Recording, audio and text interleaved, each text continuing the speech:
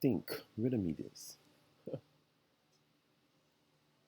If there was void first, if there was stillness, peace first, before anything decided to create or give it some form of a role or order, think, what was the actual disruptor? What was actual chaos?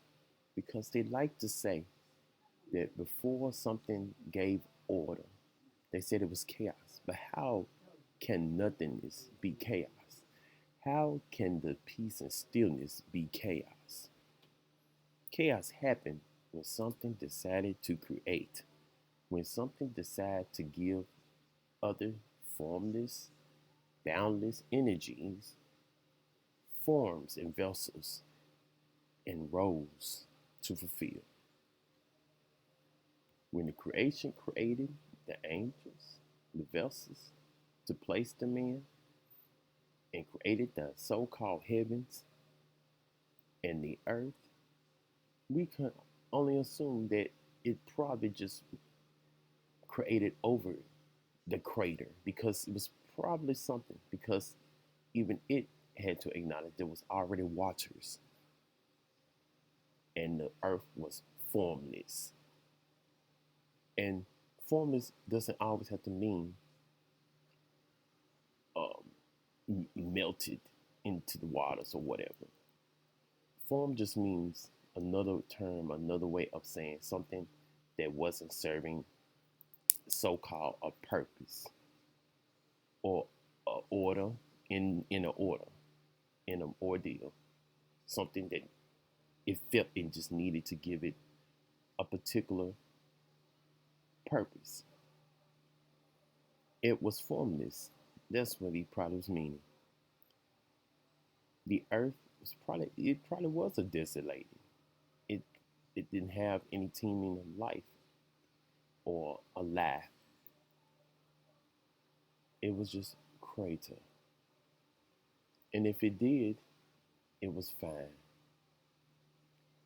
But when it brought forth the grass, brought forth the trees and everything, it can be perceived as chaos because it was different species of plants. You see what I'm saying? It brought differences. It brought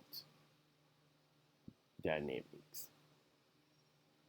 And from a being that was specialized on stillness and peace, it can be perceived as chaos because their life was teeming with life, was teeming with what it done, forcing energy that was free at its freest form, grounded into a particular role.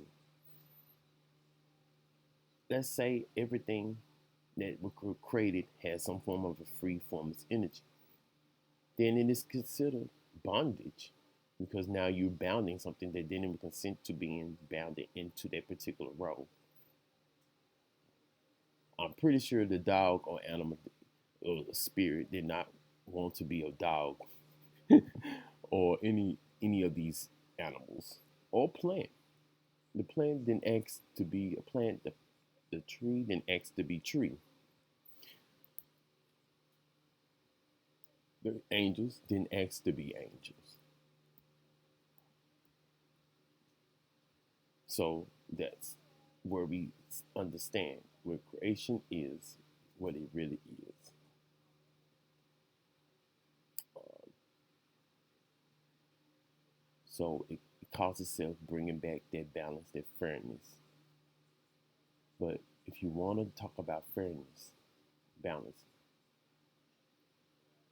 or what is really the good, is to discontinue creation. Stop forcing beings. The moment that the humans learn of their ability to create through the knowledge, it kept the cycle going.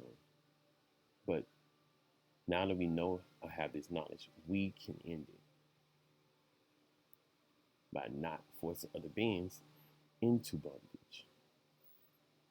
If you look at it from this perspective, you'll know that birthing is a form of that bondage. That the life it was anything brought that evil, brought the chaos. And best believe the fruit just opens up and unveils the truth, the wholeness. It may not, if it is exposing them to evil or not, exposing to what needed to be, what they needed to see. Even before the fruit, they when he created the heavens and the angels, some of them still betrayed and they did not eat of the fruit. So what does it say? That something realized that what it did was wrong by forcing other boundless energies into vessels and roles. I can only assume. Now they say he was consumed by pride or wanted to take over, but we don't know. There could be just propaganda talk. But either way, there was a consequence, unfortunately, for creation. And it inevitably made its own adversary.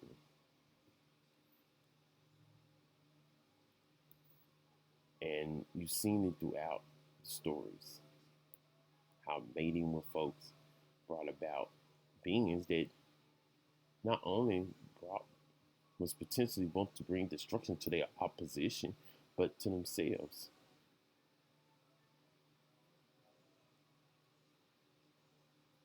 Even with Adam and Eve, when they birthed their children, one betrayed the other. So it's just showing you the consequence of bringing creation and why it just needs to be discontinued, why procreation needs to discontinue, why life itself needs to discontinue, because we was boundless before we was given the roles and the vessels and was probably was dormant in sleep because when it finally became conscious, it saw that it was nothing. It was void. It was still, and it was peace. When there's something that is void, still, waters, where is the chaos? There was no chaos until after it created. There was, it was. How can nothing be chaos?